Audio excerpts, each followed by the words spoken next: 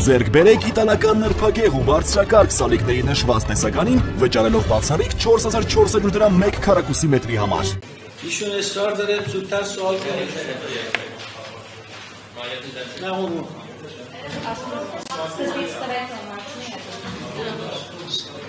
بفرمایید.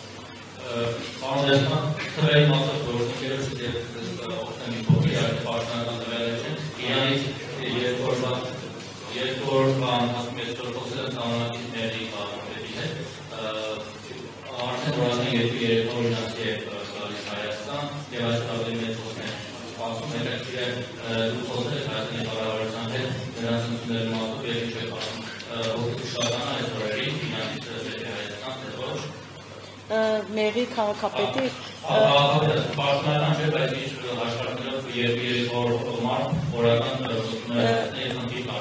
حقیقتش گویا با شهردار مقری گفتگوی داشتند و البته اطلاعات رسمی نیست ولی ایشون گفتن که از طرف ایران روزانه 200 تا 300 نفر به ارمنستان میان و امکان داره که سیر این افراد بیشتر بشه. اطلاعاتی در این خصوص هست؟ آیا شما با مسئولین سیونیک صحبت کردید یا خیر؟ من گزارشی در این ارتباط داده نشده. Ուրեմն այդ մասով ինձ որևիցե զեկույց կամ ինֆորմացիա չի ներկայացվել։ ببینید ما قبلا هفته‌ای 20 تا پرواز انجام می‌شده. هیچ کدوم اینا دیگه انجام نمیشه. Ուրեմն նախկինում յուրաքանչյուր շաբաթ 20 թռիչք էր իրականացվում, բայց այս պայդրությամբ այդ թռիչքները չեն իրականացվում։ همه اینایی که میخوان به ارمنستان بیان دیگه سعی میکنن از مسیر زمینی بیان. این امر عادیه. Եվ այն բոլոր քաղաքացիները, որոնք ցանկանում էին Հայաստան այցելել, բնականաբար նրանք արդեն իսկ պետք է ցամաքային եղանակով Հայաստան գան եւ դա բնական է։ در این حال در روز 600 تا کامیون بین دو کشور رفت آمد میکنه. յուրաքանչյուր օր ուրեմն երկու երկրների միջև 600 բեռնատար ավտոմեքենա է փոխադրում իրականացնում. ولی آماری که من دارم تعداد تردد اتوبوس‌ها به شدت کاهش پیدا کرده.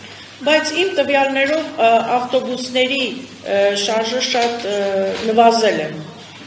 ما برای اینکه ایرانی‌ها بخوان به داخل ایران برن الان مشکل اتوبوس ایرانی داریم و از اتوبوس‌های ارمنی استفاده می‌کنیم. Այս պահի դրությամբ իրանցիներին Իրան փոխադրելու հարցում մենք ավտոբուսի խնդիր ունենք եւ հայկական ավտոբուսներից ենք օգտվում այդ հարցը կարգավորելու համար. همین دیشب یک گروه 30 نفره از هنرمندان ایرانی از مسکو اومدن و ما اتوبوس ایرانی نبود و ما مجبور شدیم که از اتوبوس‌های ارمنی استفاده بکنیم و اینها رو به مرز برسونیم.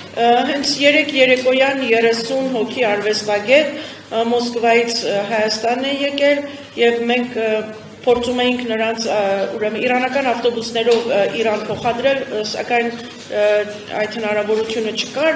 հայկական ավտոբուսներից ենք օգտվել այդ հարցը կարգավորելու համար. اگر این آماری که شما از آقای شهردار نقل کردید درست باشه فکر کنم خیلی تردد کم شده.